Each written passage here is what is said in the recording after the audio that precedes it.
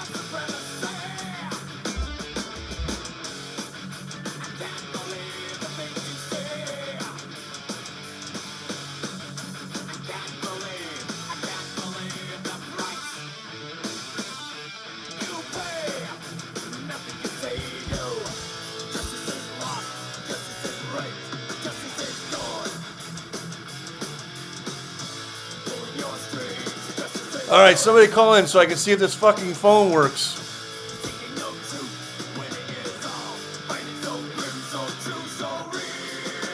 There is no intro. I just gotta. Someone call in. Let me see if this phone works.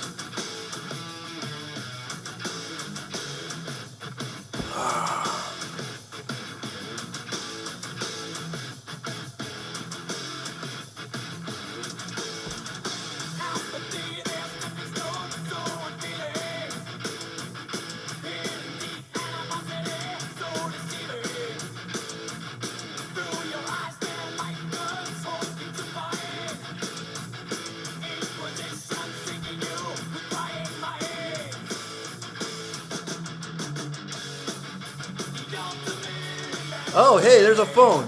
No? 408. How the fuck do I... How the fuck do I add you? Oh, I admit. 408. Hey, All right. First fucking caller. I got you on. finally, Abe, Adrian, how's it going? Hey, Adrian, how you doing? Did you try to call once before and I didn't see you? Yeah, first time calling. Okay, yeah, because, like, I'm just trying to figure out how all this shit works. Oh, So what's up, standard Adrian? Pokersesh problems. Nothing, just, seeing how it's going. Finally good to see the Pokersesh is back. I almost thought they had it trademarked for a second. It looked like Ryan brought down the hammer and he said that there's no more Pokersesh ever again. So it looks like WPT finally lifted the ban, huh? Maybe you shouldn't mention that. Sorry. Someone who might be named Ryan.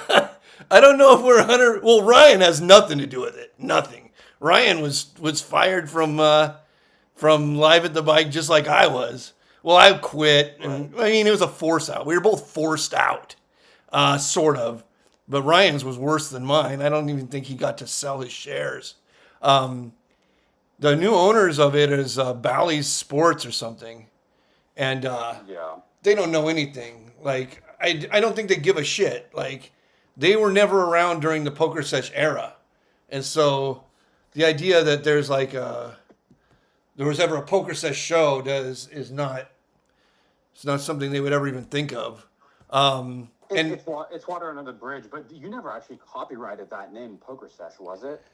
Oh, I know. You're looking at me, man. Do you think I really like was paying attention to shit like that? You know? Um, no. Pokersesh just is what it is. It was just a name that I don't know. I don't even remember who actually came up with it. Might have been you. Might have been. I was doing the call. The show was called the Limon Show, which I thought was stupid. Bart named it the Limon Show, and then I just went to the fans and I was like, or whatever, the callers, and I was just like, what should we call the show? And at that point in time, there was a like a comedy sports show on called Sports Sesh, and somebody called in and said, call it Pokersesh. I was like, okay, good, done. That's it. That's what it's called from now on. And Yeah, pretty plausible. and that was just it. That was it. There was nothing else. Hey, somebody. No, I'm an OG. I've been around since the glory days. I mean, I remember Eldar, Two Hats, everyone. So I remember all the casting characters. Rick and Barstow will probably be joining here pretty soon. So, I'm one of the OGs, man. It's good to finally have you back.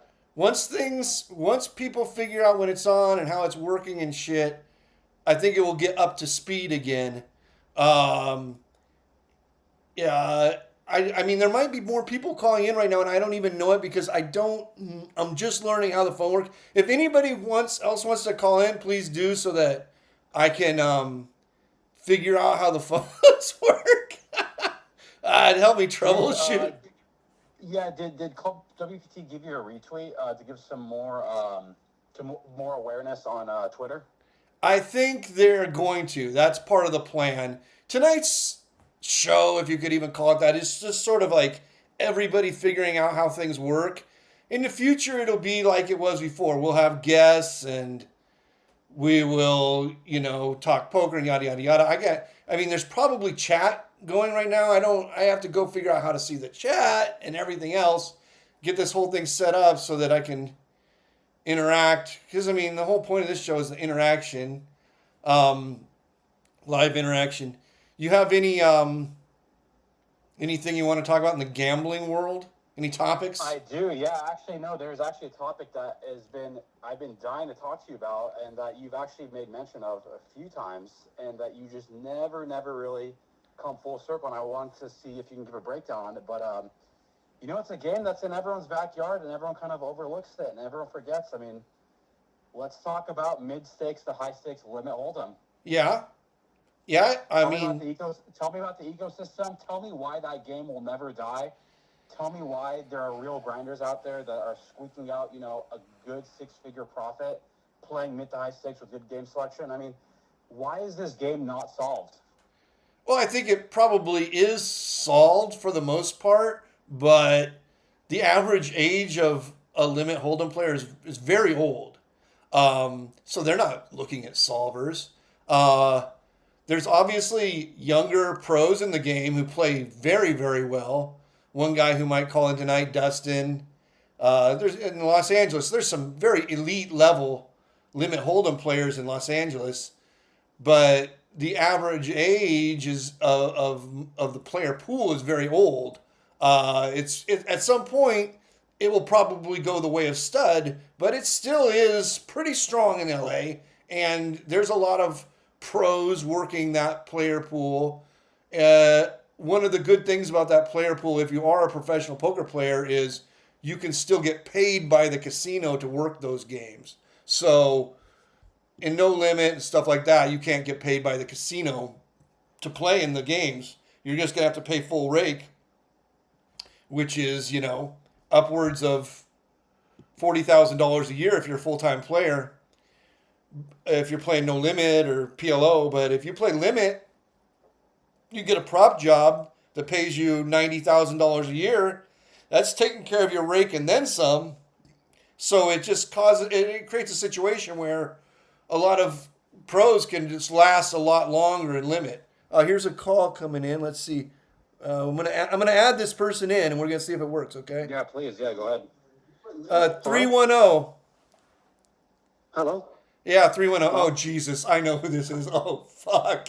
This is going to be such a nightmare.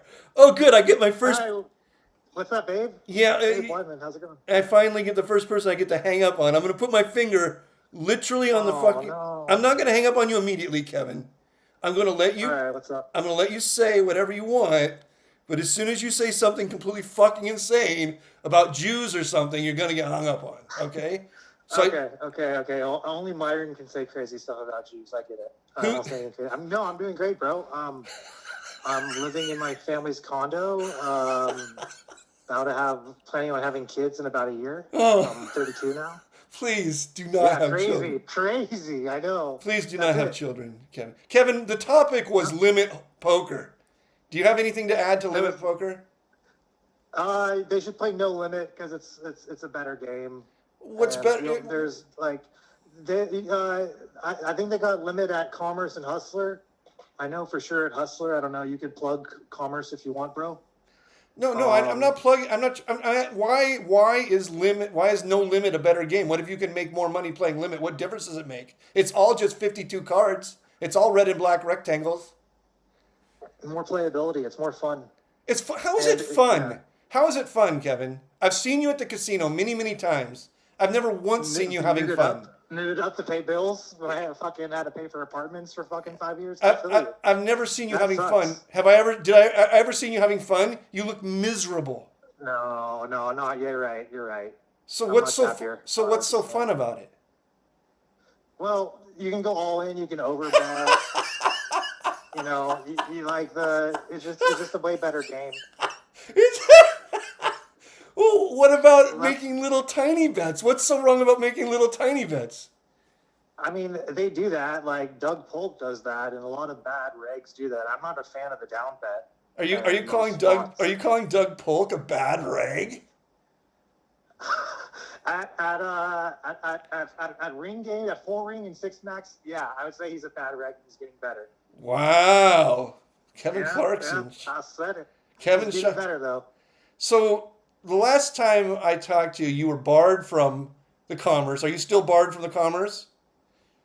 Yeah. Do you want to talk about why? Yeah. So this was right after COVID, and my parents my bankroll was low, so my parents wouldn't let me move back home. Right. So I had to drop down to 5-5. Right. And all my friends, all the Brits that play at Commerce and like all the pros, they all play 5-10 basically. Right. So I was kind of like ostracized from the pro LA community. Right. Because I had to drop down to the 5-5 stakes, which Yeah. is kind of considered the non-pro level. Right. And I was really low, and like, you know, some of them were making fun of me too, but it was all I was really lonely, and I was flirting Right. with this one girl named Brittany who was working at the gift shop at the time. This Right. was like two and a half years ago. Right. She probably doesn't work there now, but that's okay. Uh-huh. And we were flirting. She asked me what car I drove. I told her I drive a Prius, and I got lonely, and so I thought I'd make a move, and so I slapped her on the butt. Okay. You just slapped a random girl on the ass in the gift shop. Yeah. Yes. And what Guilty, made you guilty. think that would go over well? I thought it was like a masculine thing to do. Uh-huh. And This is right after you say I drive a Prius. Smack. no, I went back to my This seat. was all one action, correct? No, it wasn't. I went back to my 5-5 table, and I'm sitting around with a bunch of just like people that I'm not friends with, and I'm just so lonely. And I'm like, I got to make a move. I got the juices flowing, you know. But this was the same day that she like asked me what car I drove, so I thought I was in. What would make you think somebody asking you what car you drive allows you to slap them on the ass? It shows interest. Oh, okay. Kevin, so you're barred from the Commerce for life for that. That was like, what, the third time you'd been barred for life? And then you always beg and they let you back? Second time. Yeah. Second. I emailed Sandra Medina like 10 times. Right. To try to get on board, and they just keep giving me the no ring around. So I stopped asking. The first time you got barred was for yelling racial epithets at the cashier? Okay, so there was a cashier. There was this like it was midnight, and this Chinese cashier lady made fun of my math, my chips, because I was coloring up. She literally goes, "Oh, your math is so bad." That's what she sounded like. That's what she's basically, that's what she basically, literally, that's what she sounded like. And I was like, I am Jewish, my math skills are better than yours. Okay. And then she's There we like, go. oh, that's There we go. Kevin, Oh. it was very nice talking to you. I'm gonna help save you by hanging up on you. All right. All right, I love you, Abe. Bye. All right. Call in the future. There he goes, Kevin. So let me. We got another call here from Cleveland. Let me see what this person wants. Cleveland, you're on Pokersesh. So, WPT Gold just announced that they're getting rid of the gold chips. Right. And, yeah, any idea? They said there's going to be a new game-changing something or another. Do you have any idea what that's going to be? Here's a strange thing about this show being sponsored by WPT Gold. I don't actually know how WPT Gold works. I'm just gonna. Okay. I'm going to figure it out. I actually wanted to try to figure it out on stream. I thought it might be sort of fun. I'll try to figure it out on stream, and we'll see how easy it is. Maybe we'll play a few hands or whatever. So at some point, I am going to figure out how it works. Maybe you can enlighten me a little. What's a gold coin? So, the gold coins you buy, essentially you buy the gold coins, and then when you buy the gold, which are free chips, Right. when you buy those, they give you the sweepstakes tickets to play for the real money. Okay, so you buy a bunch of gold coins, and then how many gold coins you have to buy for one sweepstakes ticket? Off the top of my head, I really don't even know. Okay. You know about as much as I do. Well, we're going to do it one day, maybe the next show or the show after that. I'm going to sign up for WPT Gold and figure out how it works. Until then, use my code to sign up for WPT Gold. Oh, wow. So you have a code, and you haven't even been on the site yet? Yeah, I have a code. I think it's probably the most ironic code to use.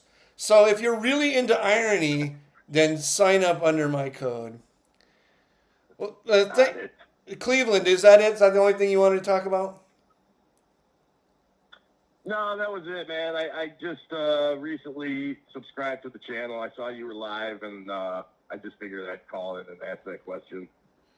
I'm sorry I couldn't help you. In the future, I'm going to be... All good. I'll tune in when you're trying to figure it all out. Like, basically, I'm going to have guests, and it's going to be like, I don't know if you ever watched the old Pokersesh show. It's going to be like the old Pokersesh show at some point, live call-ins and all this and that for different guests. But as of right now, this is just like a warm-up. Basically, the only reason I'm doing the show tonight is to figure out how the equipment works. Gotcha. But thanks for your call, brother. All right, we'll see you in the future, man. Have fun. Okay, absolutely. All right, this is sort of working good so far. This is working good so far, Arian. Yeah. So back to Limit Hold'em. Before we were so rude, I had to take that call from Kevin.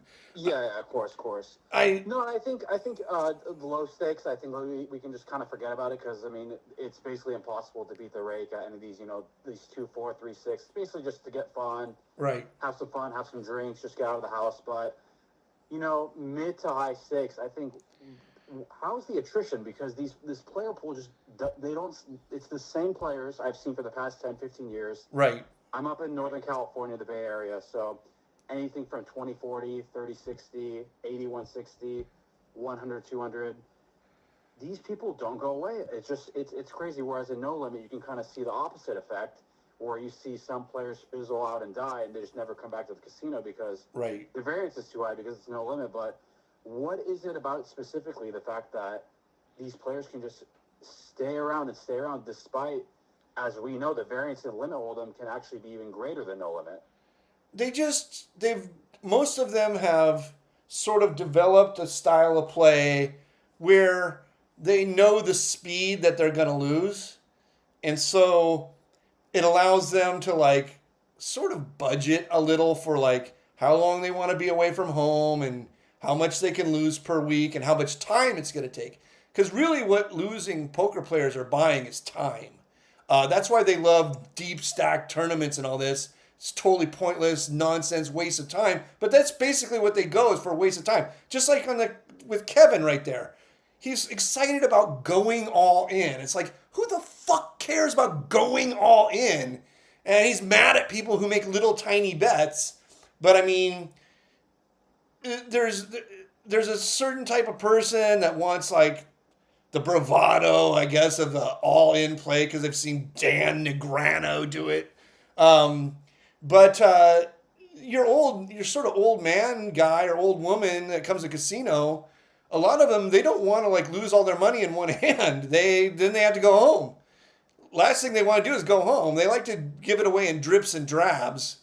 So just dripping it away like fits their speed.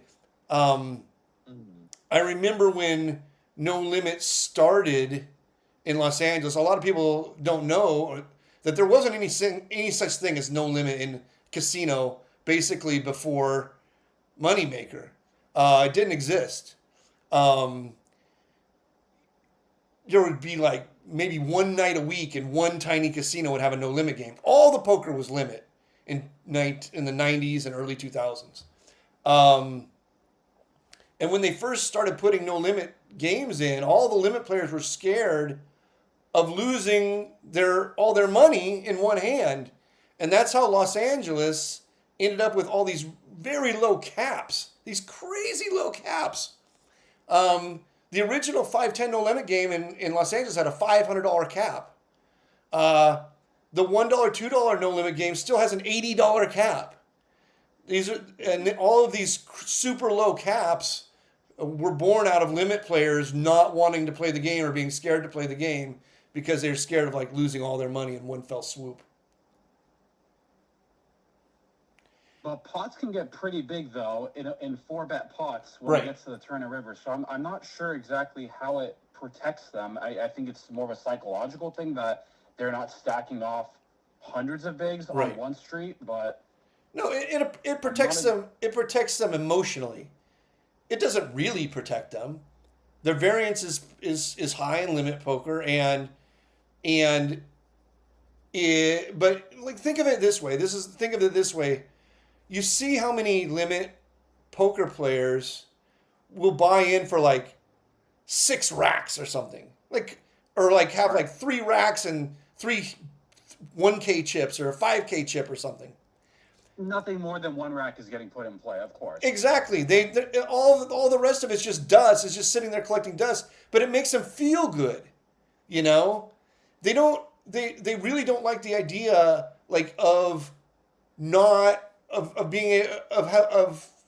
feeling poor. I don't even know how to describe it. They want to feel like they're in the hand. Okay, they don't want to feel. They want to feel like they have a lot of money. Yeah.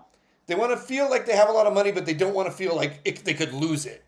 It's very showy the way that limit poker players buy into the games. Whereas if you said like, oh, let's switch this game to no limit, all that money would just instantly come off the table.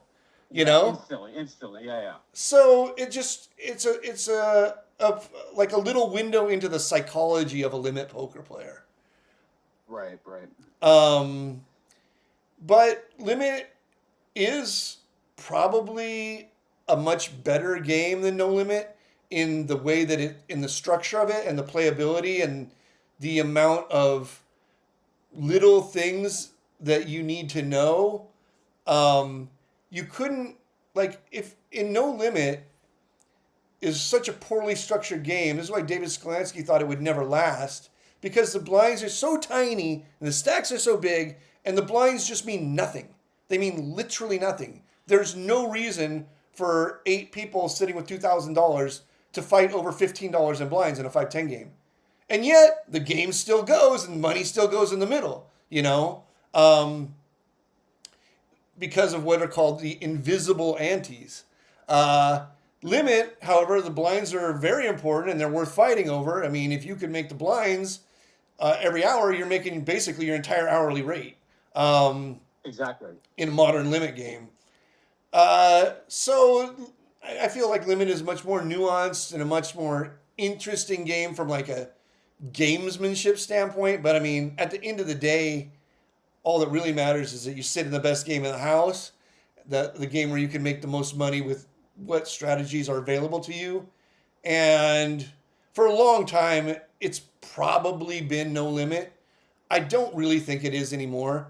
I think that the limit pros are making more than the no limit pros now, in the sort of grinder level stakes. No, they don't. Don't say anything. Oh, I'm not supposed to say that. I don't. Yes. Yeah, but here's the thing. Whether I say it or not, I don't think it's going to make any difference. I don't think that like No, it won't. It won't. No one's dying to go play limit. no, just like the kid Kevin who called in. Oh, you can't move all in. Oh, you can't overbet. It's boring. Whatever. They're not going to switch over. You're not going to see like a fucking house of euros coming over from buttfuck Slovakia to grind the limit games. It's just not going to happen. But there's just a horde of them like locusts constantly grinding the no limit games. And that's basically what makes a lot of the games horrible. So, yeah, I think Limit's going to stay good until basically the same as Stud or Draw. Limit's going to stay good until all those old rich guys die. Because there's nobody replacing them. That's the main problem.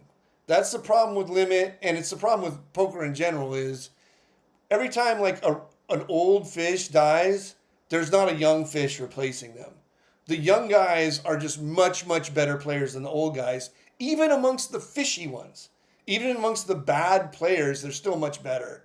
The old guys that just limp, open limp, open limp, open limp, open limp, those type of players just literally don't exist anymore. Every time one of those guys dies, that style of play is just gone forever. It's wiped off the face of the map. So just like with Draw and then just like with Stud, once the last old guy who still reads an actual newspaper dies, the game's just over.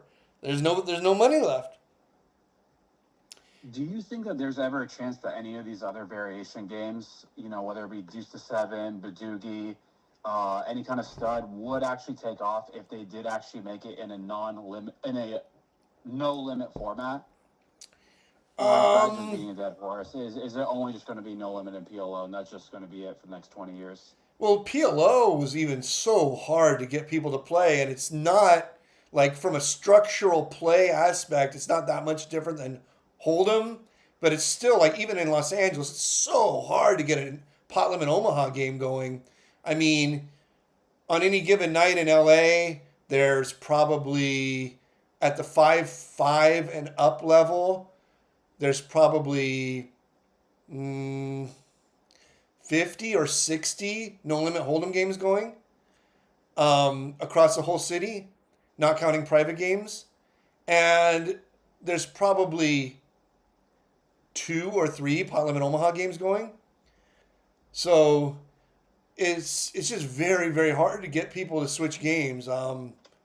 Switching to a game that they have no frame of reference, like Deuce to Seven triple draw or Badoogie or something like that, I just think it's impossible. It's impossible. They've tried it a million times to get people to switch to these games. All kinds of casino promotions, and people just won't sit, They like what they're used to. It's sort of like, here's how weird it is.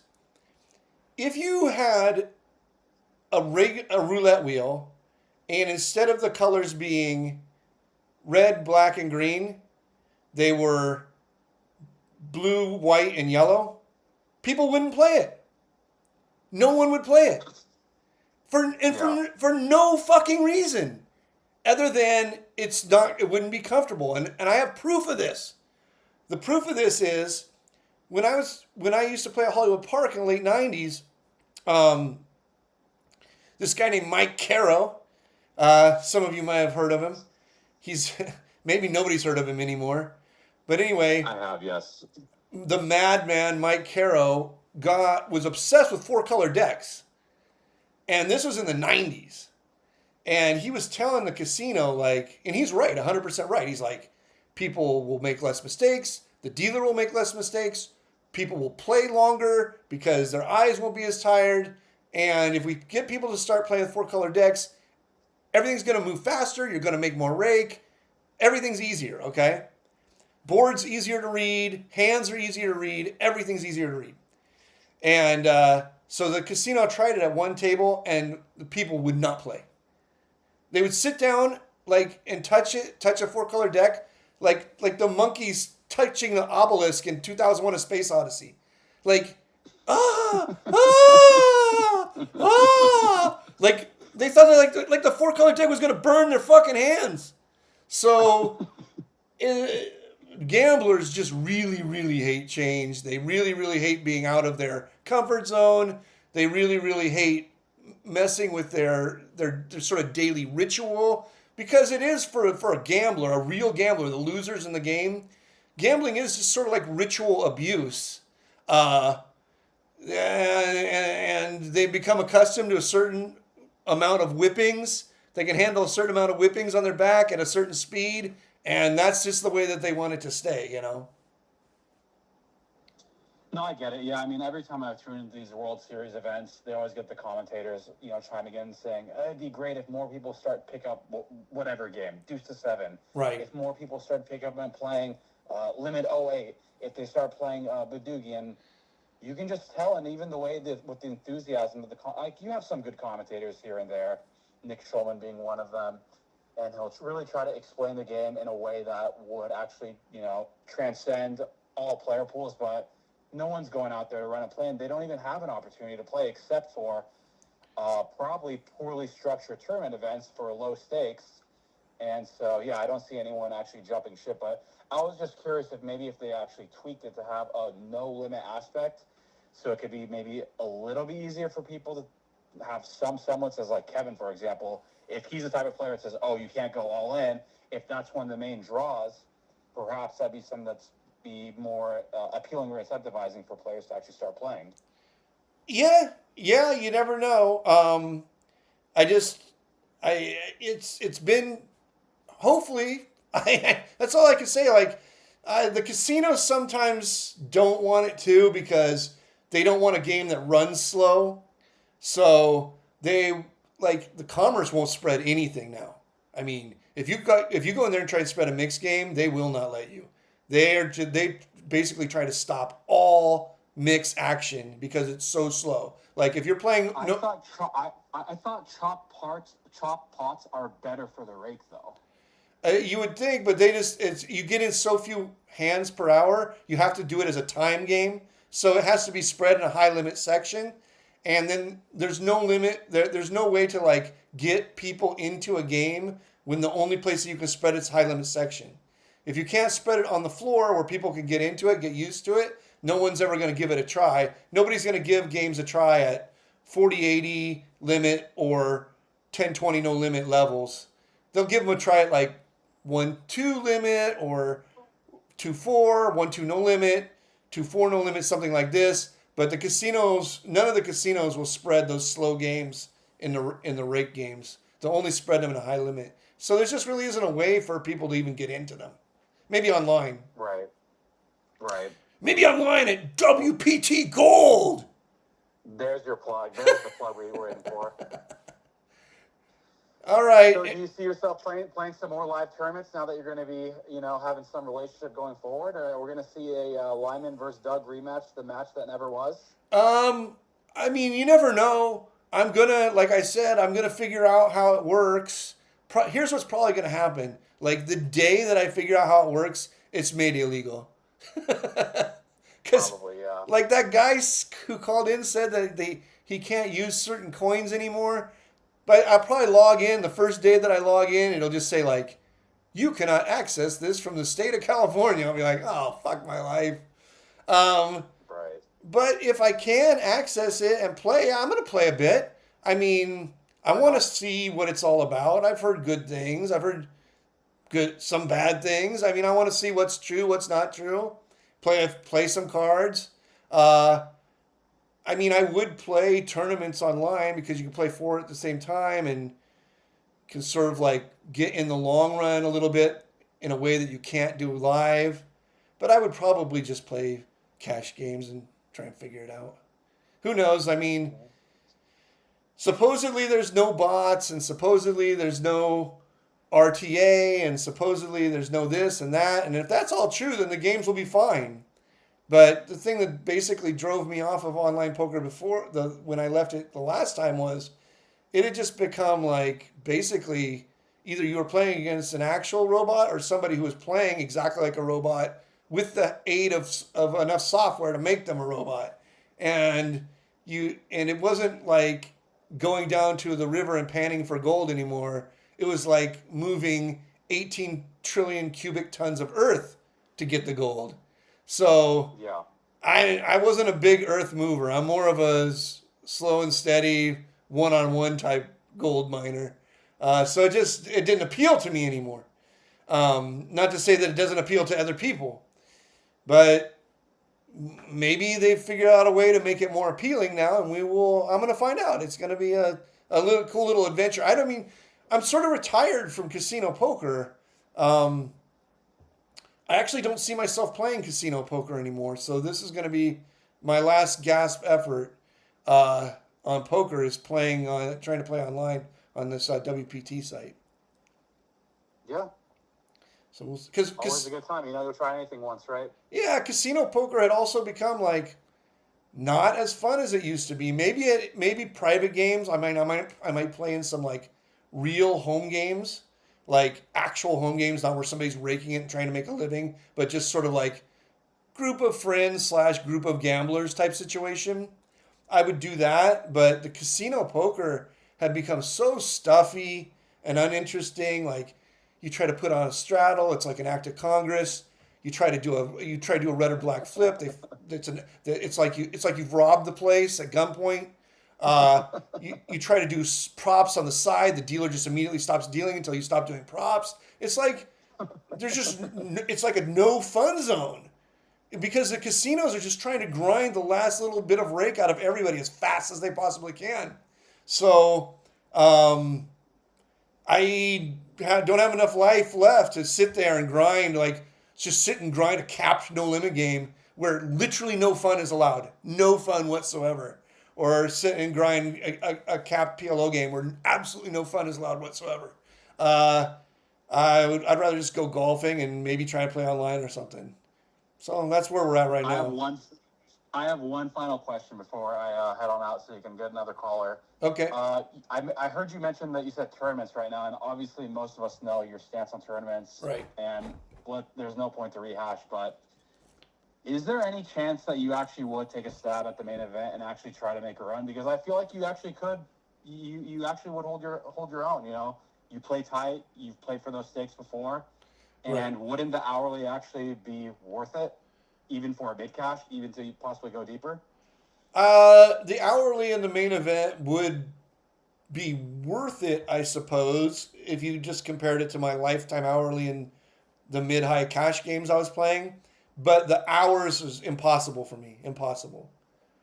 Like, in the last, I'd say, 2-3 years that I was playing 20 hours a week, maybe less, some 4 hours a day, 4 or 5 days a week.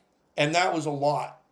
I absolutely can't sit at a poker table for more than 4 hours. It's impossible. Fair enough. It drives me nuts. I want to get up. I want to walk around. I want to go do something else. I want to go have a glass of wine. I want to go to dinner. I want to go work in my garden. I want to do a million other things and be there for more than about 4 hours.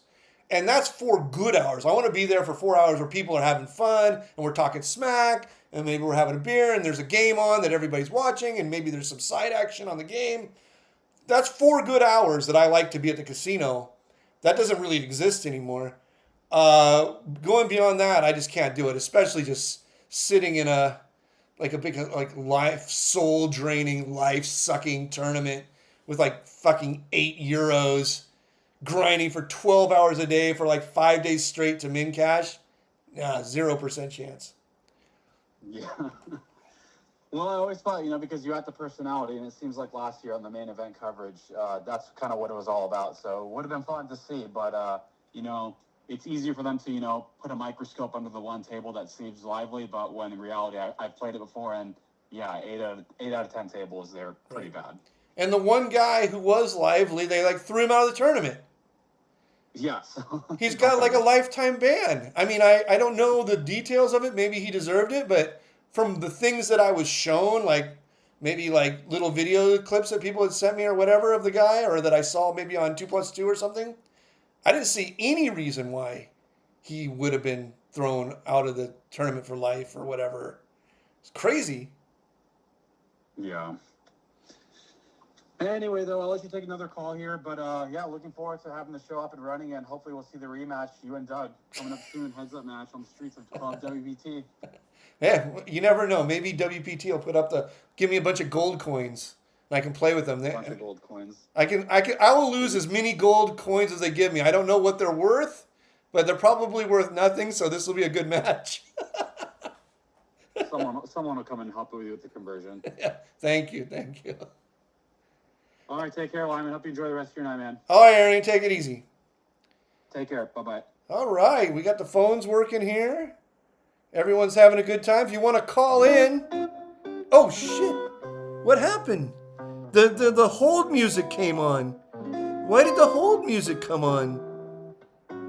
I'm still connected. Uh-oh.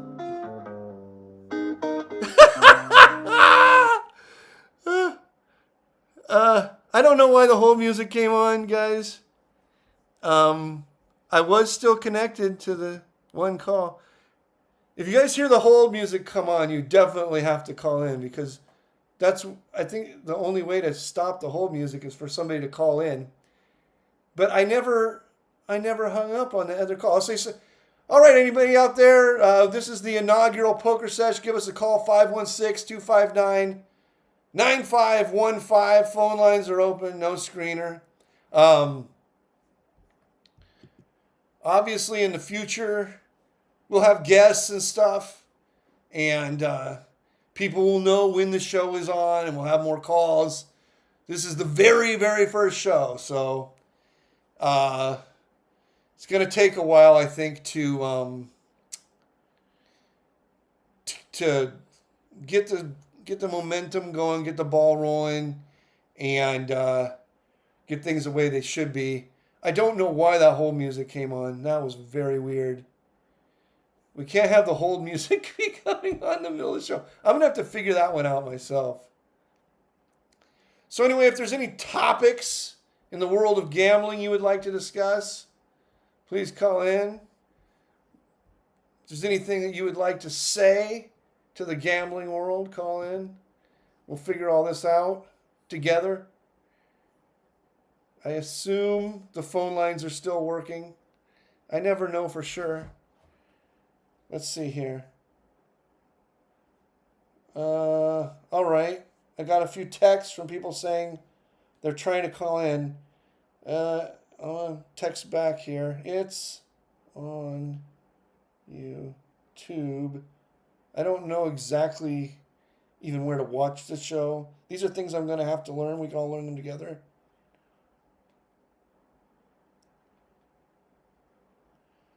I mean, people are telling me they can't find the show. Maybe I should go try to find the show and see if I can find the show.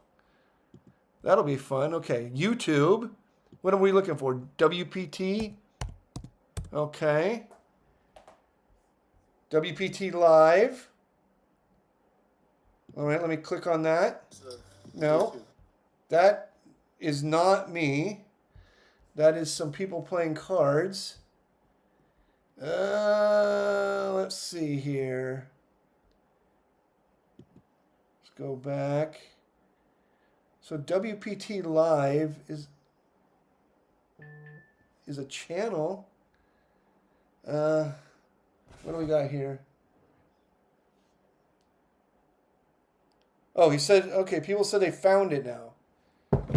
So I don't know what WPT Live is.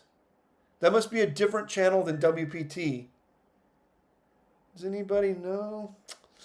Let me see here. World Poker Tour. Okay, let's go to WPT channel. There I am. Pokersesh with Limon live call-in show. Okay, it's going. Says we got 23 people watching. Okay, that's working. Okay, one of you 23 people, let's get a call-in going here. Let's get this fucking show going here. I'm sipping my beer. Okay, let's see here. Let's see here. Call in. Okay.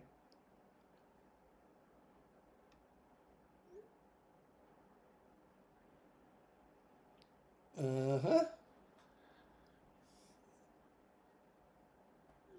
Okay. All right. I think people are finding this show now. I'm getting texts here. People saying like, "Where is it? Where is it?" I'm like, "It's on the World Poker Tour channel." All right, we got a call here. Nice.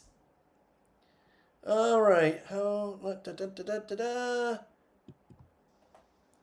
All right, 323. You're on Pokersesh. Hey, it's Dustin. What's up? What's up, Dustin, my man? How you doing? I'm doing good. I'm not a talented guy, but you look like you need a caller. Yeah, in the early stages, it's gonna be rough. It's gonna be rough sledding for a little while until people figure out where the show is and when it's on. Yeah. So I'm stoked that you're back, man. That was my favorite podcast of all time. Thanks, Dustin. We're gonna figure it out. We're gonna get it back like the old days at some point. There's gonna be some growing pains. Okay. Well, so every Wednesday now, huh? It's gonna be on Wednesdays at 6. It's gonna be on the WPT channel and the WPT Twitch, is what I'm told. And Sweet. the live calling should work good, unless the fucking hold music comes up again. I don't know why the hold music came up, but please, I'm praying it doesn't come up again. You heard earlier we were talking about limit poker. You're one of the best limit pokers in Los Angeles. You've been around a long time. Anything to add to the limit poker discussion? Yeah, I heard you talking about that, and then I heard that crazy guy call and say that No Limit is more interesting and better, and I'm like, I don't know about that. Well, you see why, like, people get emotionally attached to No Limit because they feel like they are doing something sort of like baller, like they're in the Old West or something. Yeah. Okay, so when I first started playing poker, there was no limit.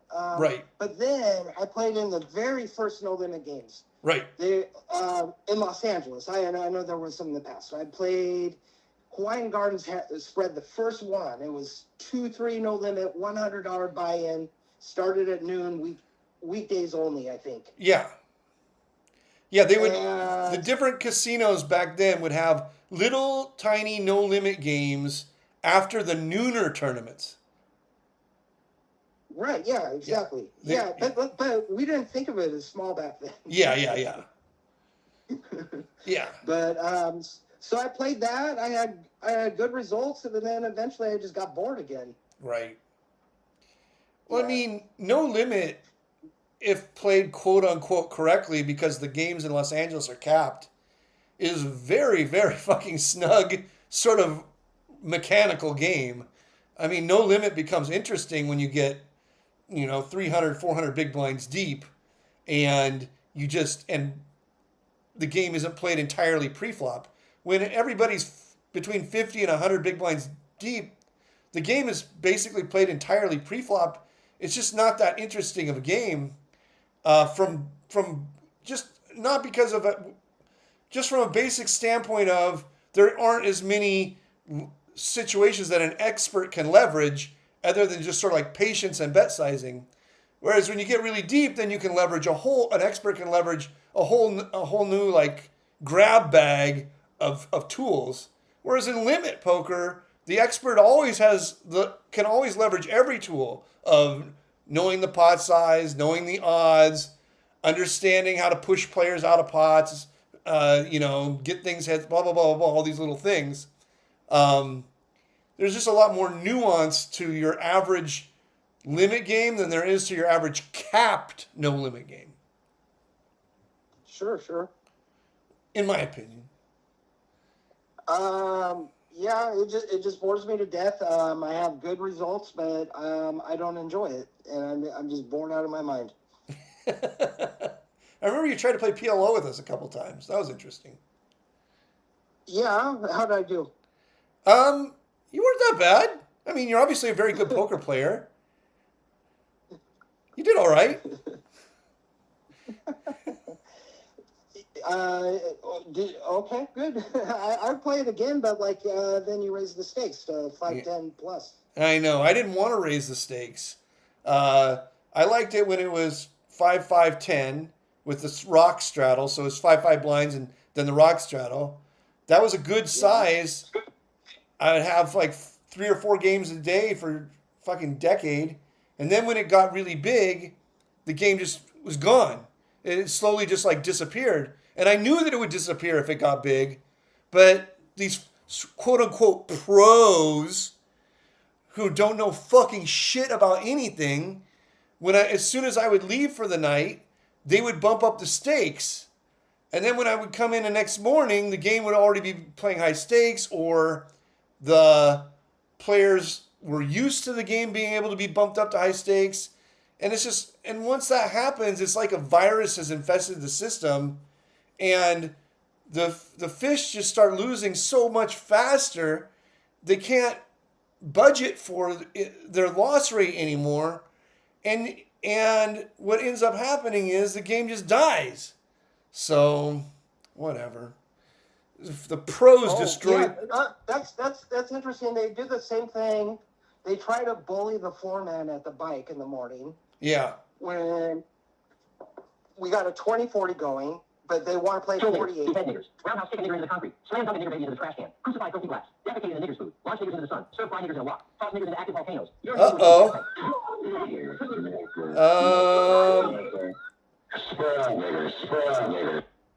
All right. That was an interesting call. I didn't do that. I know. That wasn't you. Somebody had called in, so I invited them into the conversation, and then apparently they had they were like that Monarch guy, that Monarch poker player who likes to say the N-word all day long. There's some new poker pro guy who just likes to say the N-word all day long. Maybe that was him. He's playing heads-up matches for like $10 million. Hey, if that was you, Monarch, call back. Don't say the M-word so much. Maybe we'll let you talk. Let's see who this is. 662, you're on Pokersesh with me and Dustin. Nigger.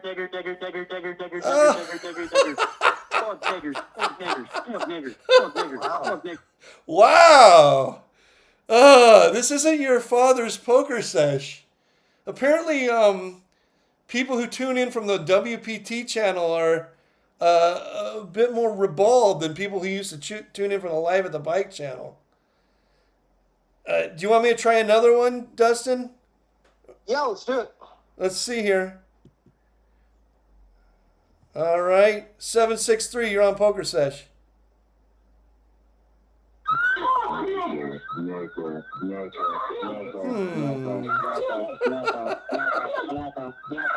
Well, I wonder where they get that program. It's very interesting. Well, apparently we're experiencing a bot attack. The first ever bot attack. Okay, I'm going to try and take one more call. We'll see what happens. All right. 901, you're on Pokersesh.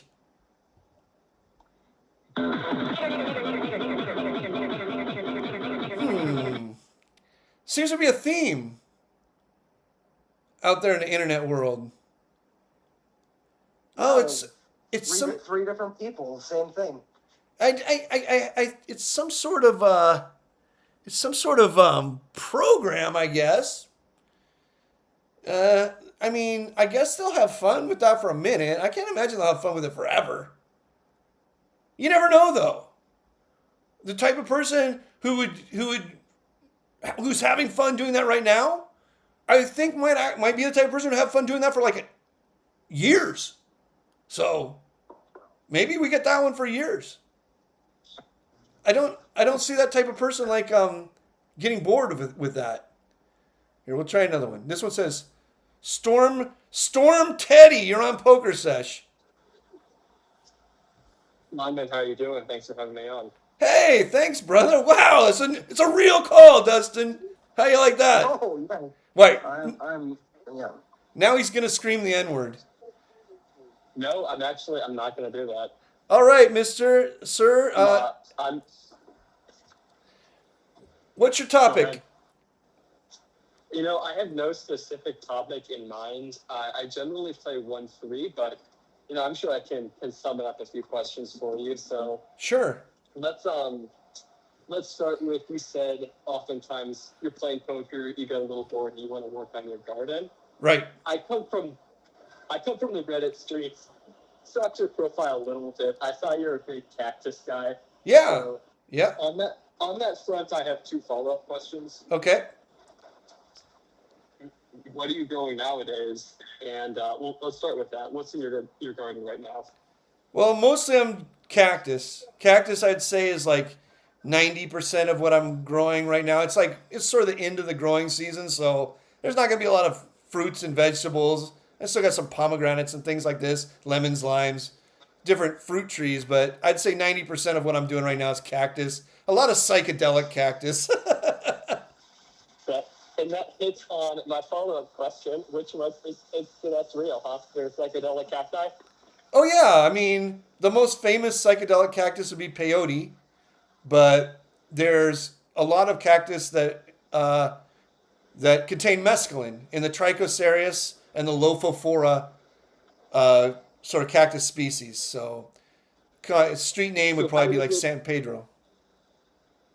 How does it relate to, say, like mushrooms or LSD if you're tripping on cactus?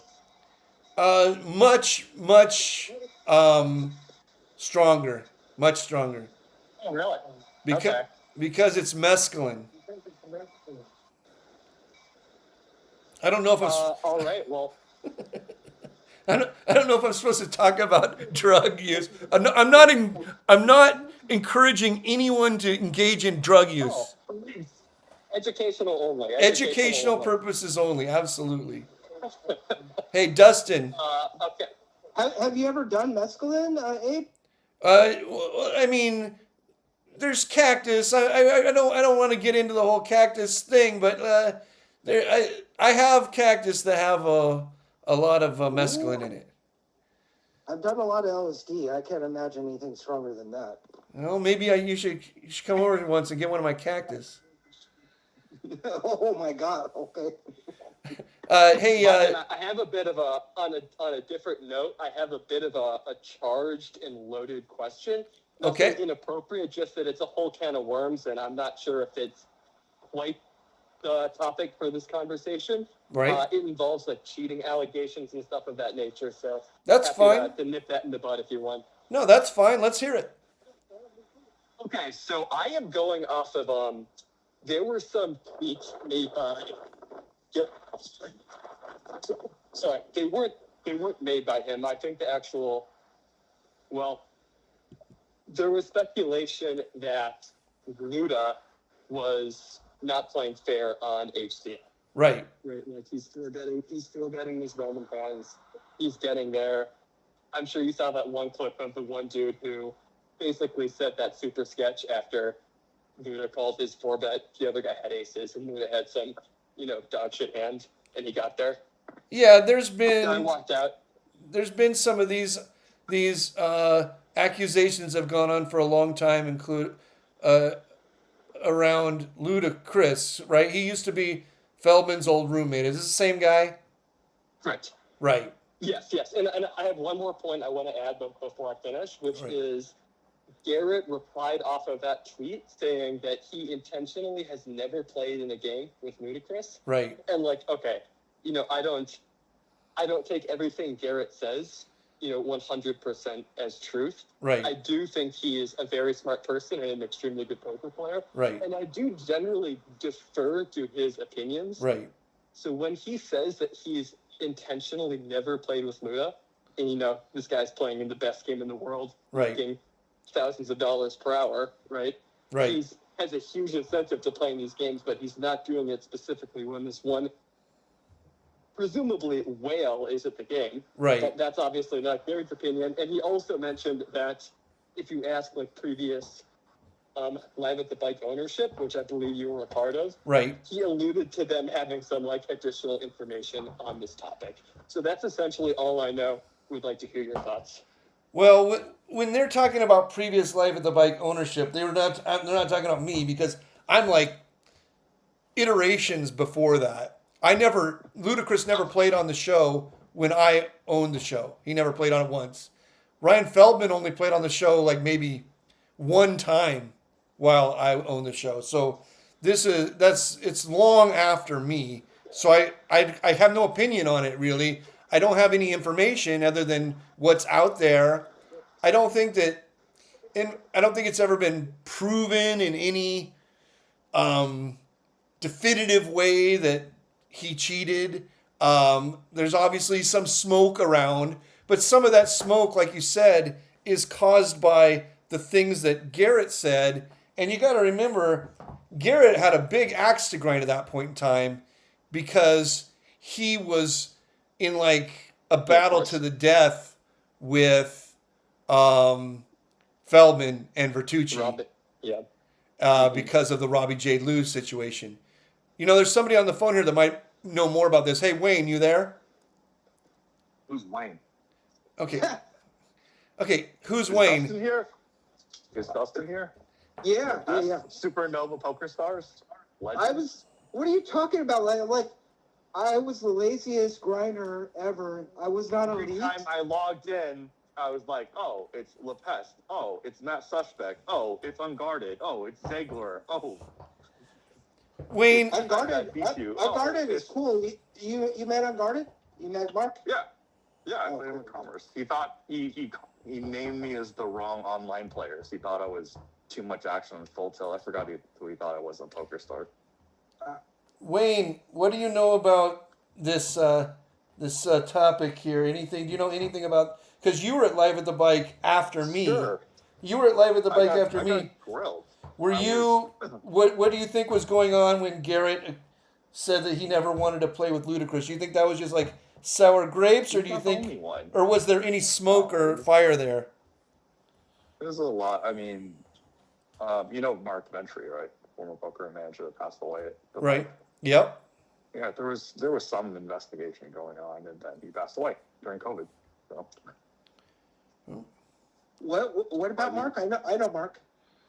he I passed know. away. He was Yeah. he was investigating Ludacris. Wayne says. Oh. He was investigating a lot of things.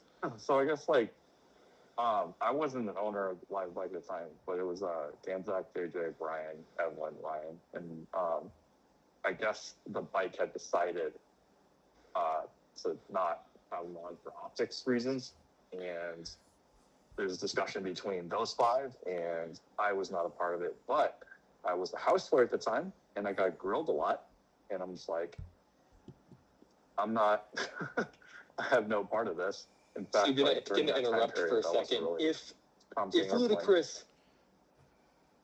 Ludacris was cheating, what would be his methodology? There's so many ways to cheat on the stream. If you want to get it done, you have to trust the operators. If you can't trust the operators, it's don't play. And would the operator need to be an inside person? Doesn't have to. It makes it easier. How could you get an operator who's not in production? There's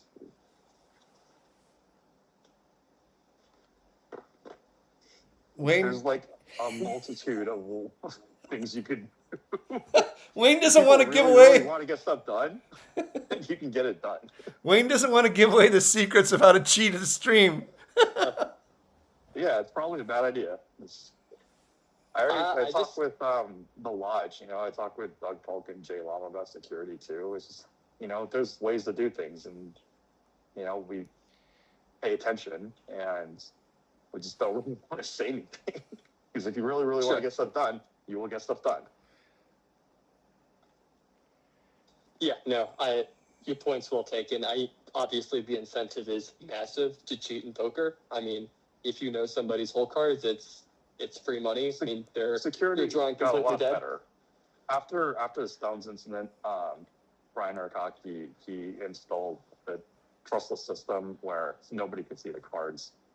He could on emergencies, but there was a camera on him, and then Poker GFX just gave that option later on where it's completely across the system. I know Lodge uses it, Live Bike, Live Commerce uses it. I don't know who else uses it. I don't care. Well, there you go, Teddy. That's all we know. Also, who else is a poker star? Is Stickman, double suited aces, or no suited aces? It's Snaps, right? Affleck KGB, aka Mike Casella. Wayne, are you just reading off people who were Supernova Elite like 20 years ago? Better than me. LaPest. I'm just naming off people better than me. I only got 40% to Supernova Elite. I was lazy. So why were you there every time I logged on? I barely played on there. I don't know, man. I played like 4 hours a day. 4 hours a day? That's like every day. So it almost does. Hey, Teddy. Yeah, like for 4 or 6 tables. Yeah. Teddy, I have a question for you guys. Yeah, let's hear What it. happened to Limit Poker at Commerce? Limit Poker at Commerce. What happened to it was Rest in peace. the guy who runs the fucking room is a moron. Oh, Jonathan? No names. And he basically destroyed the greatest poker room in the world, the envy of the world, the biggest top section. I got a promotion. Yeah. So Yeah. the commerce has been destroyed by morons. It isn't at all what it used to be. I mean, the commerce used to be an exciting place, you know?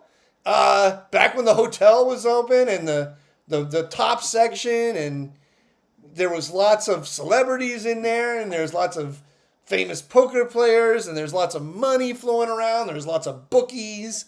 There's lots of Back when Wayne had pink chips. yeah. There's pink chips everywhere. Now the commerce is just like the most sad, boring, lifeless, pointless card barn on the earth. There's nothing going on in there. It's been destroyed. It's like I don't know how you could two-hand hold'em gets in there. Yeah. I don't know how you could destroy a brand worse than the commerce brand has been destroyed.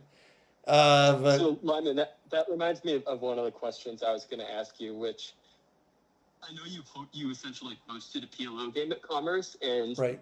just like having been tuned into this call for the past 45 minutes or so, I understand you're no longer playing live poker. Right.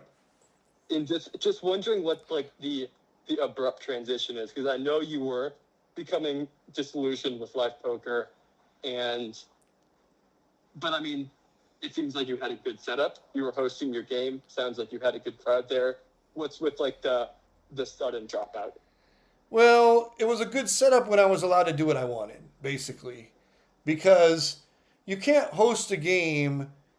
You can't host a poker game that's like a niche poker game with a bunch of rules. You can't host like a niche poker game in like a petri dish or something. And like it can't. It's not technical. It's not. Things aren't done in like an A, B, C, D, E, F, G way.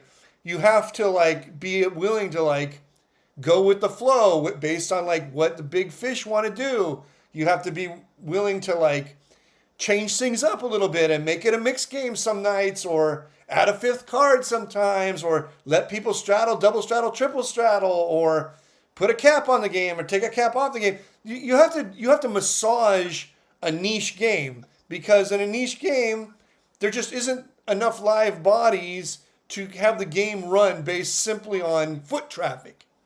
So once the Commerce basically decided that they weren't going to have niche games anymore, and everything was going to be cookie cutter, the Parliament Omaha went away. They went to another casino where they were allowed to do what they wanted. Do you And really believe that the casino enforcing strict rules has that much of an influence on the player pool for a specific game? Just by like disallowing straddles and flexibility, yeah, all of a sudden the game is just gone. yeah, it was day and night. It just disappeared. Listen to this: the Commerce top section changed the rules of the jackpot and lost their entire limit section. The entire section disappeared just for changing the rules on the jackpot. This limit section had been the largest section of limit hold'em on the planet Earth for probably since 1983. And it just disappeared, gone, nobody, because they changed the rules of the jackpot. You cannot fuck with people, with gamblers. You have to like really treat them with kids' gloves, because if you don't have enough foot traffic to fill games, once your regulars leave, it's just like instantly over. It's instantly over. So you have to do a lot of massaging of regulars to run high stakes games or to run niche games. And if the casino says that you can't massage the regulars anymore, the regulars will just leave. They'll go where they are massaged. Like, think of it. Regulars don't think of poker like poker. They think of poker like a table game gambling. So imagine if you're getting comped free rooms at Wynn for playing blackjack, and then your host tells you we're not comping your rooms anymore for that level of play. But the host at Aria is like, of course we'll comp your rooms for that level of play. You just instantly leave. You're gone. You don't think about it twice, you know? So if a host isn't allowed to massage a game a little and bend things a little bit for the VIP players and the regulars, then the VIP players and the regulars will just instantly leave. They have no allegiance, none, zero. Yeah, no, it makes sense. To me, it's a little surprising to hear that in today's day and age, like, obviously, the people you're referring to, I'm assuming are mostly, like, middle-aged, maybe, like, 40 or older, these regulars that play Yeah. TLO. Yeah. But, like, I would assume that in 2025, most people know, like, pre-flop charts and c-bet frequencies and, like, the basic stuff, and they're playing to at least some extent play well and make a profit, and not purely looking at it as like a table game like blackjack. But I trust that you're right on that. Right. But then also in terms of the casinos no longer doing these things, no longer massaging the regulars, as you put it, is that just poor business acumen on their part? Or is it more like a regulatory thing, or are they setting themselves up for like fines and whatnot by allowing these things? They will say it's a regulatory thing, but the truth is all the other the players didn't leave and go to another casino because they weren't going to be allowed to do the things that they wanted to do. They went to the other casino because the other casino would allow all of it. I mean, you can watch Hustler Live. Hustler Live, they're allowing the players to do all kinds of crazy shit on that stream. They have like a wheel that they spin, and they have like bounties, and they have stand-up game, and they have unlimited straddle, and they have they will change, they will do flips, and they'll do props. And so they're putting that on the fucking web, you know? So how much trouble can you get in for massaging the regs? You can't possibly be, that's just a red herring. I mean, that isn't an actual problem. The actual problem is that management is extremely lazy, extremely stupid, and they want their jobs to be easy with no thought and no chance of getting in trouble. Because these aren't winning, like management at a card room isn't winning poker players. Management at a card room is losing gamblers, all of them, 100%. Like if I were to, like, what time is it right now? It's not late enough yet. Maybe in like 3 hours, 4 hours, around 11:30. If I was to like, it's a Wednesday, maybe not on Wednesday, but if I was to cruise around the fucking Asian game pits and Cal game pits around Los Angeles around midnight, I'm going to see floormen, dealers from the different casinos. They're all fucking degenerate gamblers. They're all losing gamblers. This is how they got in this business. They didn't get in this business because they got an MBA at Wharton. They were losing gamblers who basically, like in like more of like a mafia style, like worked their way up through the ranks to card room manager, floor manager, pit boss, whatever their title is going to be. These people don't know jack shit. Like the best fucking poker game you could ever be in your life in your entire life is a poker game of casino fucking employees. There's no better game on earth than a poker game of fucking casino executives. Employee, I don't want to tell them. Casino executives are the fucking worst poker players in the history of the world. And by executive, I mean anybody like floor man, floor boss, shift manager, these type of guys. They're all horrible. Dealers are the fucking worst, but dealers have no money. Dealers are so bad. Yeah, they're horrible. Dealers are the worst fucking poker players in the world. So like, and this is where the recruitment pool. If you go talk to any floor man, shift boss, they all fucking started out as a dealer.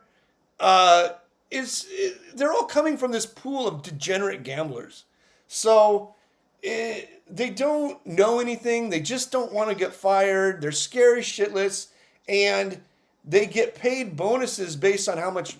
Sometimes, if the casino's doing it right, we'll give them a bonus based on how much the games drop. And so they just want the games to run really fast, no trouble. So they think that if you have a game that runs slow, they can make it run faster by not allowing you to do anything weird or crazy. But what they end up doing is cutting off their nose to spite their face, because while they could make the game run faster, what they end up doing is making the game not run at all. And it just goes to another casino. Because like you could see on a streamed game, like the Hustler stream or the Old Life at the Bike stream, when we were just taking players off the casino floor, good poker games run slow. The more fish you have, the slower the game's going to run. Fish don't play fast. Fish have fun. Fish are eating fucking food. They're eating. They got a fucking chicken wing in one hand. They're watching the game they're not paying attention, but they're going to end up losing all the money, you know. So you just got to roll with it a little bit. End rant, I guess. Yeah, no. Sweeps points are likely done for in California soon. What's done for? Sweeps coin, the Global Poker and WPT Gold. So, hey, Wayne, do you know anything about WPT Gold? I have an account. What is this thing with the gold coins? Oh, so you like the gold coins are free, and the sweeps coins are these sweepstakes coins that happen to be randomly worth 1 for the dollar. Don't know how they came up with that. Right. So you could buy some stuff and then get sweeps coins that happen to be 1 for the dollar. You want to cash them out? Just miraculously, they're 1 for the dollar. Oh, so they're like a stable coin. Kind of like USDC, USDT. So now, are you telling me that I can't go on there and play cash poker anymore? Oh no, you still can. But the Senate just it's in the news. It's in the poker news. The Senate just said we don't like sweeps coins. So fucking Wayne, I needed you. Couple processes. I needed you to sign up for WPT under fucking code Limon. I would have, but it's too late. There's like multiple people harassing me. Hey, Wayne, I don't know if you would know this, but is there anything similar going on with sites like Global Poker that I know use a similar model? Yeah. There's sweeps coins, all of that. Okay. Global But Poker, are the other sites also getting hammered by the Senate right now? And only the sweeps coins right now, and then I think everything else is technically just straight up illegal. Hey, Teddy, do you have a WPT Gold account? I don't. It seems a little sketchy to me. Well, Code Limon. Can you go on there and sign up under code Limon so I can see if it works? I need what, Limon, for you, I will. What percentage are you getting? I don't know. Honestly, that's what I'm saying. I have no fucking clue. I need somebody to go sign up so I can find out what's going on. Well, supposedly you get a piece. Sweet. And even non-name people can get like signups. They probably have like maybe 25-30% to play with, because I heard of people giving out 15%. Dustin, you like irony, right? Yeah, of course. Can you go ironically sign up for WPT Gold under code Limon so I can see if it works? Yeah, I'll do that. Yes! Yes! I've got an You mean ironic right now? sign up, You mean huh? right now? No, do whenever you want. I'm just fucking around, but Okay. I do actually want to Okay. see. I want to see if it works. I've been told that it works, but I have no fucking clue if it works. What works? The code? Yeah. Yeah, I'm sure it works. I mean, the phones I mean, work. I'll never play it, but yeah, I'll sign up over a code. Yeah, I don't care if you play if anyone Quote, plays unquote, it. never play it. Then he logs in, looks at the table. He's like, "What? These guys are terrible." Yeah. Lepest back in the mix. Yeah. Man, I miss online. Once Lepest gets a taste of these fish, he's gonna be like 16 tabling for 24 hours straight. It's true. Like, you just go in there and then you see like 33 to 45 VPIPs. You're like, okay, that's it. Oh, you could have a tracker there? It's built in. You just click on their name and it shows their VPIP. Okay. Wow. Doesn't sound great for the game. The casino is identifying the fish. Yeah. Hey, come on. That's rude. That's insulting. Yeah. Action players. Don't look at Wayne's VPIP. Wayne's VPIP will be like 4. Dude, the guy's an animal. He's got like King Boots offsuit on the button. King in the Little? Great. King Lil? All right. What did I do? I don't even know. People remember hands I played like 20 years ago. I'm like, dude, I don't remember. No, man, it wasn't that long ago, man. Like, you're like any king, I raise a button. That's the Limon technique. You just say and then get a reaction to people, and then you're like, that's what they know. Anything else, Teddy? What's your favorite restaurant in LA? Oh man, let's see. What's been my favorite lately? Like, if I were to, like, I live in Chicago. If I were to visit LA, what's one spot that you would say like, I absolutely should not miss? I mean, in my opinion, Like 20 of them. you absolutely You have a lot of answers here. you have to go to Bestia. Bestia. Yes. Every time I go there, it's amazing. You have to go to Bavel, it's the sister restaurant of Bestia. It's amazing. Yeah, I mean, there's just so many. If you want steaks, you got to go to Nick and Steph's. They do it over oak coals. Amazing steaks. And there's all to that. Huh? Went there with Barry Woods and the Limon. I mean, what kind of food? You tell me what kind of food. I can also tell you the best restaurant. I was gonna say steak, but you already hit that. So Yeah, go to Nick Short cut. Nick and Steph's is the only place in LA that does steaks the way that I like them done, which is dry aged prime beef over oak coals. So there's a lot of places that use broilers and this and that, but the over oak coals is what does it for me. how do you get it Okay. cooked? Hmm. Do you go?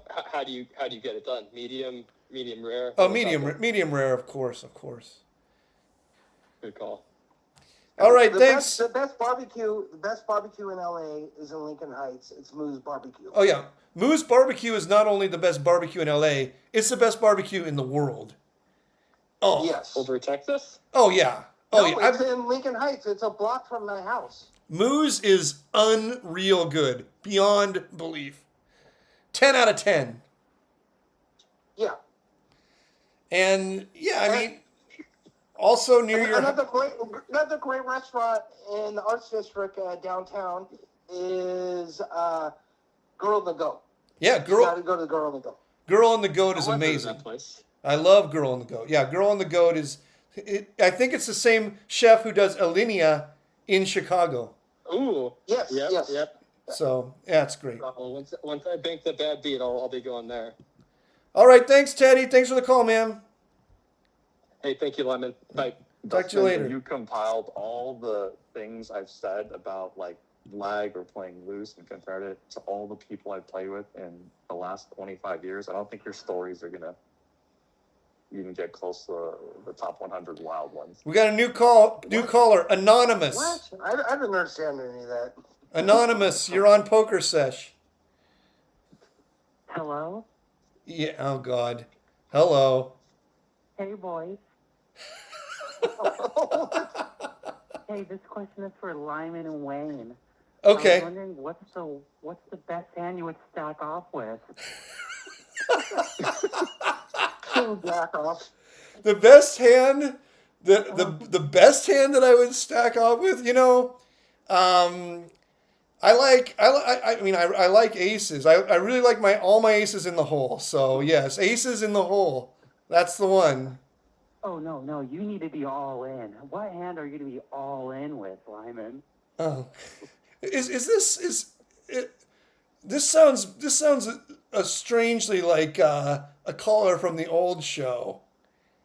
What was his name? Huh? Who is this?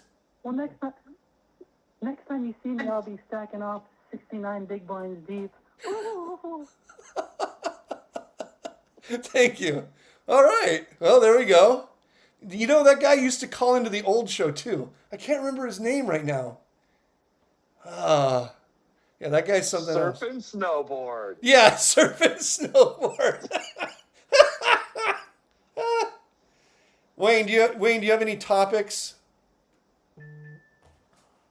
Not really. Like, things are really boring. Like, like the guarantees are lower online. The private pools are drying. I'm lucky to, know a bunch of these like Chinese helicopter kids that, playing this mill rate game. What about this guy that Monarch? Somebody said I should talk about Monarch tonight. I don't know that much about him. What about him? I heard that he's like some sort of like racist guy who's playing $10 million heads up matches. Yeah, he just he uses like Counter-Strike skins that are like you can exchange for money, so it just encourages underage gambling. So is he really playing these matches, or is it some sort of like knows? Is it chip dumping? Is it money laundering? Is he just trying to advertise? I think just try to advertise. I don't know. There comes a point where these people want to use poker to get famous, to leverage whatever they're trying to do or get whatever meeting. That's what he's not the first nor the last to do that. That's what that guy the guy Eric Person said he was doing, and then he went broke. He went broke? Yeah, he bankrupt. He leveraged too much. Here, let's take another caller here. 415, you're on Pokersesh. Limon, Yo, what's up? I'm mad at you. Veronica. Oh, I'm no, mad at you. Veronica. I am Veronica. your best co-host. You just asked Wayne what's on the agenda, and every time you and I did a live together, I had a full agenda for you. Wayne's not coming correct. How come I'm not there? This is very rude. Well, I'm complaining now. Veronica, the reason is because this is not an official show. This is just me trying to figure out how the equipment works. I did not want to do a show with you and then have none of the phones work and then embarrass myself. And does Wayne have breast implants? Can he do this job? Wayne Does he have a blonde, bleached out head of hair? No, he doesn't. What are you doing, Limon? Wayne has solid B cups. Right, Wayne? Limon's been checking me out for a long time. Yeah. Yeah, I mean, the call being a side of bacon days, they might have been C cups. So, and Limon, nothing brings me more joy than to see you having a poker sesh. I swear. It's like, if you could just find some shitty poker host, I'm not going to say his name because then he will be, someone will trigger him. He has some sort of mechanism in his brain where he doesn't do anything good with his life. But when he hears his name, he always seems to flock to where I am. So I'm not going to say his name, but well, Veronica, if only I could argue with some shitty poker player who runs shitty live streams on here, it'd be great. You were supposed to be my first official guest, and you still are going to be. That my first call after I got off the air, my first text was gonna be to you because I'd already Nice, told Dave. you that I wanted you to be the first guest. But this is not an official show. This is just me trying to figure out how the equipment works. Me trying to figure out if WPT actually would stream the thing. Me trying to figure out if this is just to iron out all the details. But when we do a real show, then I wanted, a real guest, somebody who you did that cool podcast. It's sort of like Only Murders in the Building, except it was about Postal. That was really cool. We had a lot of things that we could talk about. We could talk about your old partner on your old podcast. Oh God. Maybe I would even call him live on air. That could be fun. Listen, what's most important right now is talking about the backdrop. Or do we have a new backdrop? I didn't take a good look at it. Is it a new backdrop, or are we still kicking it with the old backdrop? The old backdrop is gone. This backdrop is Pebble Beach. So you might think, I was just there like a month ago. somebody might think if they were unaware that I'm doing one of those things where like you find a picture and you put it behind yourself, like online magic. This is not online magic. Let me show. Magic. This is a mural in my home. This is a mural. Of course it is. Wasn't the last one a mural too? Yeah, this is a mural that I put up that covers an entire wall of Pebble Beach. So I don't want people to think I'm doing that like hokey thing where I'm just like, I go and find a background online and then I sit in front of it. This is blood, sweat, and tears, actual mural covering an entire wall in Casa de Limon. See, there's a floor there. I don't fucking know. There's everything. Yeah, but the thing is, the last one was like a Twin Peaks reference, was it not? Yeah, the last one was better. It was a mural that's on the wall that's on the opposite side of me. But we had to take that mural down when we put in like a bunch of cabinets and a guest bed. So people... Oh, you let people sleep in your house? It was a really bad idea. Horrible idea. Because A, I love that mural. And B, I don't fucking want guests. I fucking hate guests. Every time somebody stays here, it tilts the shit out of me. So I'd rather have the mural back and the guest bed gone. But hey, such is life. Yeah, I kind of feel the same way. I'm always like, oh, the sheets aren't clean. I'm sure I'll get you an Uber to get home. Yeah, it's always like, it's a big ordeal, It's like, some people love to And have it's guests. uncomfortable in the morning. Like, what do you walk around in your robe? Like, do you have to get fully dressed because you can't walk around naked in your own house? And then like, you got to make coffee for people and then breakfast. It's all weird. And then you gotta like subtly tell the person like, yeah, don't put like 50 pieces of fucking toilet paper in there. You're gonna clog a toilet. Then I'm gonna have to fucking come in there and take care of that.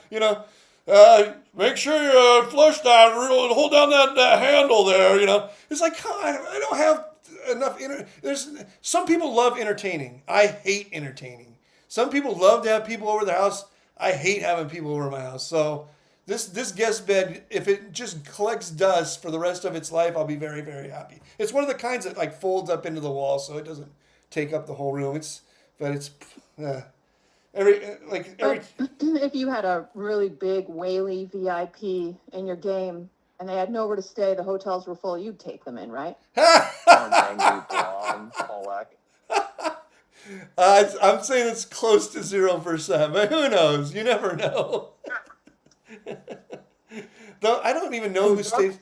The only time somebody stays here is when they get so drunk that like it's maybe dangerous for them to leave or whatever. And that's very rare because for somebody to come over to my house and get that drunk, I had to invite them, which is rare.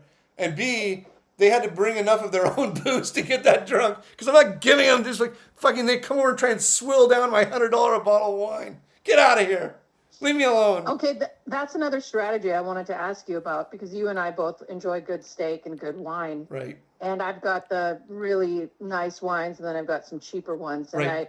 if I'm having people over, I don't know if this is a good strategy. I think I think if anyone's like new to the wine game, that I think this is a great strategy. You start off with one expensive bottle of wine. Most people can't tell the difference between a moderate and good wine. Right. But you start off with the expensive one. Then as you start drinking, you go cheaper and cheaper. And by the time people are drunk, you just open up like the cheapest piece of shit wine ever. No one's going to even notice. And half the people are gone by then anyway. I'm even worse. I open two wines, one that's the decoy wine, and one that I'm gonna drink. And then when the person wants more wine, I always give them wine from the decoy bottle. I think decoy's a great table wine, though. No, I don't mind a glass of decoy. No, I'm not talking about decoy. I'm not talking about the brand. I like decoy too. I'm a member of Duckhorn. The brand that's a $40 wine. I'm not talking about the brand decoy. I'm talking about an actual decoy. Oh. Sorry. No, the brand decoy is fine. I like Canvasback, Decoy, Duckhorn. I like the whole line. I love that line of wines. No, I have an actual decoy wine. Like I hope nobody is watching this. Decoy makes, for those of you out there that are new to the game, Decoy makes a great, I think $40 table wine. It's great. Yeah. No, I've drank a million actual Decoy brand wines. I'm talking about something that's like from Albertsons or something. For somebody who knows nothing about wine, I'm just not going to I'm not going to have a Duckhorn or something. I'm not going to drink that shitty wine. So I'm going to have my wine, but it's somewhat hidden, but it'll be two wines. And every time they want a glass, they'll get a glass of the shitty one. I don't want to do. Yeah, I had a party here once, and we have some really nice higher end bottles of wine, and someone got hammered and at 4 a.m. just started opening one and then pour a little bit for himself and then left it open. I was so... No. It is what it is, but that's not the strat that we were going for. No, that's rage inducing. I mean, it was very whaley, Yeah. People who don't appreciate wine don't treat the whole wine process correctly, and they end up just swilling down expensive stuff when they would have just drank anything. So, yeah. Unless if I give them, what's another word for decoy? Because now if I give them the stand-in wine and they're like, this wine's fucking horrible, then maybe I'll upgrade them a little. But 9 times out of 10, they're just like, yo, this is great. I'm like, yeah, that's great. You're gonna have a great time. Oh, you got Boone's friends. Do you remember Boone's wine? Of course. Boone's Farm? Boone's Farm. And that shit was great in high school. Mad Dog. Night Train. All the good stuff. Yeah, no, Wayne was pretty quiet this whole time. As soon as I said Boone's, Wayne was fucking all up in there. Wayne doesn't drink. But Abe, you saw my Facebook thing on that bottle of 1960 or 1950. Yeah. Beaujolais. I was very surprised that it wasn't. It was fucking amazing. I know. The thing had 15 more years left. It must have been very, very good. High tannins. Very good to lay down. You lucked out. That's great. No. There's no tannins in. Not anymore. Beaujolais. Well, Beaujolais no tannins. has no tannin. No tannins after 50 years, but when they bottled it, it must have had a ton of tannins to hold up that long. Gamay is not a tannic grape. Okay. I'm surprised that it would hold up that long then. Well, Limon, I'm gonna jump off, but I've got to say a few things. Okay. You look handsome as fuck with your hair. I just have to say that. I know you're married. I've got a man. I'm not hitting on you. I just objectively, you're a handsome ass motherfucker. Yeah. I just got to say it. Wayne knows it's true. And I'm really happy you got Sesh back. It's literally one of my favorite things in the world was watching Pokersesh and occasionally contributing to it. So I'm just really happy you're back. And of course, I love you. I love Wayne too. So. Thanks for having me. I'll call in next time. Are you gonna be on next week, Veronica? Do you want to be on next week? I will do whatever you and Wayne want. I will do. Wayne, nobody cares. I'm here for you. No one cares what Wayne wants. Jeez. You're much too handsome for me to say no to. I'm going to objectify you in every way I can along the way, but I will never say no to you, Lyman. So we'll do a real show next week where we talk about your podcast and we talk about current events and in the poker gambling I don't world. podcast anymore. I'm just working. No, That's but all I do. We'll talk about the one that you had done, and it was cool. And yeah, we'll probably get some. I don't know if I'll make good content because, like, I have to keep quiet about a lot of stuff. Like, it's kind of over.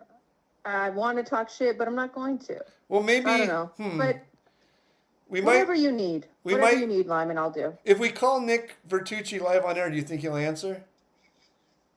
I think so. Yeah, for sure. Okay.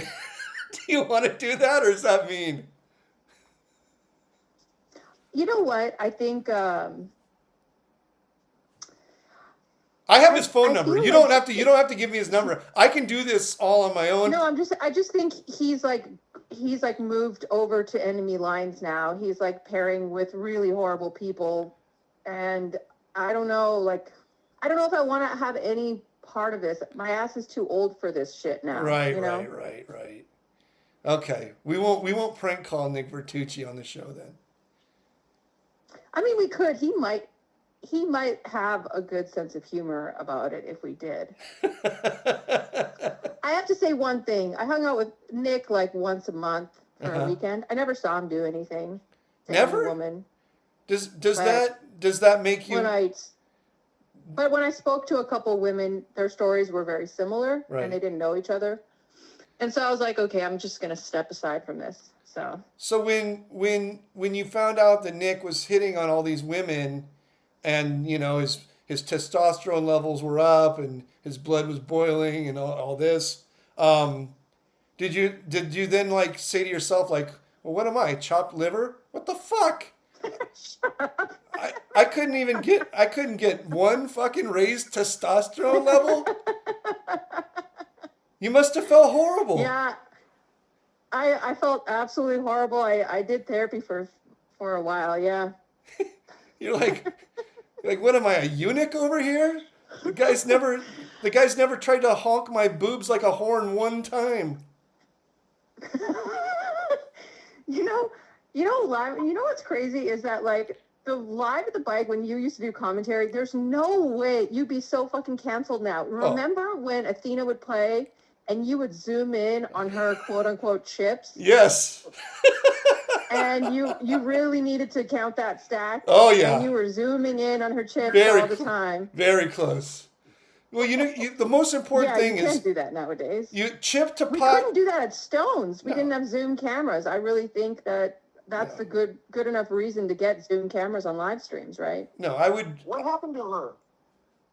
I actually saw her at the World Series of Poker this summer. We were in a tournament together. She looks like she's 22 and she's my age. 23. Nice. 23. I'll give her 23. Yeah, the old Live at the Bike would definitely was canceled material. I mean, this show's probably going to be canceled. Who knows? But we're going to go for it as long as we can. I'm not going to... Okay, well, thanks for having me, and I'll call back next time, or if you want me to co-host, I'll have an agenda for you. Okay? Right. I'd be prepared. Oh, that would I have be... some spicy content for you to digest, you know? That would be beautiful. Let's do that next week. It's 100% locked in. Okay. All right, Sounds talk to good. you I'm next looking week. forward to it. Next week is 6. Take it easy. Bye, sexy. Bye. Wow. Now I know how those girls that hang out with Nick Vertucci feel. Well, Dustin, I don't know if we're gonna top that. Maybe we'll call it a night. Yeah, let's call it a night. I think if I take any more calls, it's just gonna be people saying the N-word. Good night. Good night, Dustin. All right, everybody. Thank you. Thank you for helping with my first night of Pokersesh. I think everything worked okay. If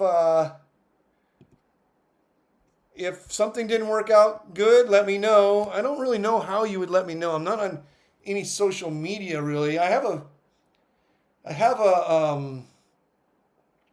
whatchamacallit. I don't have Twitter. I got kicked off. I don't have Reddit. I got kicked off. I don't have. I have 2+2. 2+2. Does anyone even know what that is anymore? If anyone knows what 2+2 is, and you have some comments about the show, how I can make it better, things that were bad, like the audio was bad, the video was bad, things that I can fix. You can't just say like, "Oh, you suck." I can't fix that. But if you have things that I can actually fix, then I will fix them for next time. But until then, thank you so much. See you tomorrow. Not tomorrow. See you next week. 6 p.m. Pacific time for Pokersesh.